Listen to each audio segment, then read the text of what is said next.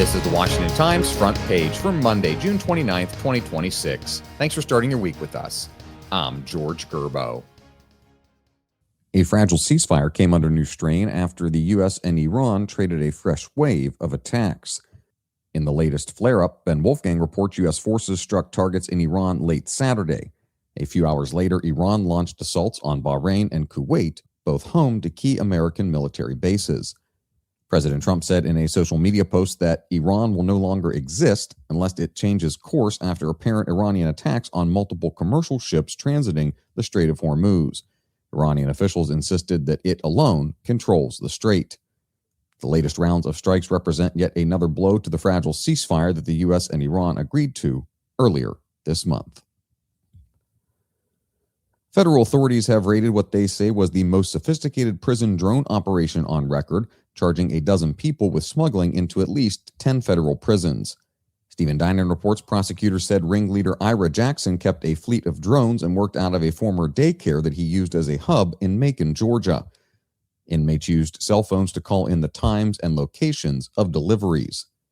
Drone smuggling at prisons, particularly in Georgia, has become so bad that the FBI's special agent in charge of the Atlanta office said prisons look like a small airport on some evenings. Democrats are making late financier and convicted sex offender Jeffrey Epstein a centerpiece of their 2026 campaign strategies.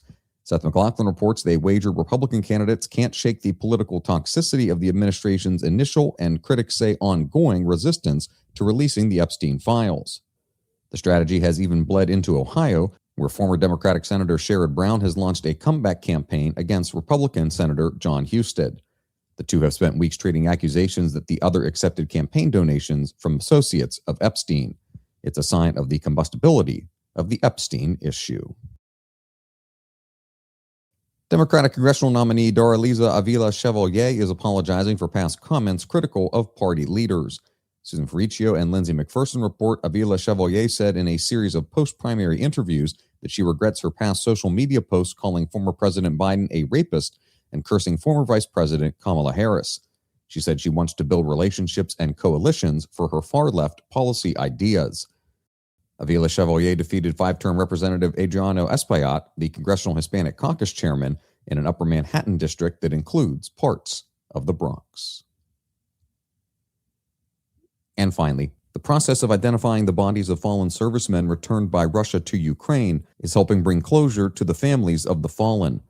Guillaume Patak reports the first large exchange of human remains began after talks between Russia and Ukraine last year. The agreement didn't hasten peace, but it did open a channel for the return of thousands of dead soldiers. The International Committee of the Red Cross has supported parts of that process as a neutral intermediary. The scale is overwhelming. Ukraine received more than 6,000 bodies in one large wave last year. Further repatriations have followed, including transfers of 1,000 bodies at a time this year, and another of more than 500 bodies in May. Find all today's front page stories at WashingtonTimes.com/front page or on the Washington Times app, and find us wherever you get your podcasts. You can also find us on social media at Wash Times for breaking news, sports, commentary, and more. For the Washington Times, I'm George Gerbo.